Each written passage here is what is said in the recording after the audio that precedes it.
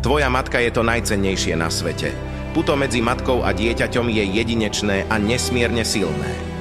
Tvoja matka ťa miluje bezpodmienečne od chvíle, keď si sa narodil a stará sa o teba spôsobom, akým to dokáže len ona. Spomeň si na svoje najranejšie spomienky. Tvoja matka bola tam, držala tvoju ruku pri prvých krokoch, pripravovala tvoje obľúbené jedlá a vždy na teba čakal teplý tanier po dlhom dni. V časoch núdze bola tvoja najväčšia útecha.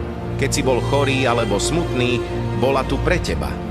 Ako starneme, často považujeme naše matky za samozrejmosť. Čas je však neúprosný a dni, ktoré máme s našimi blízkymi, sú zrátané.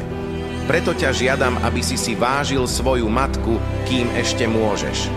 Povedz jej, ako veľmi ju miluješ a oceňuješ všetko, čo pre teba urobila.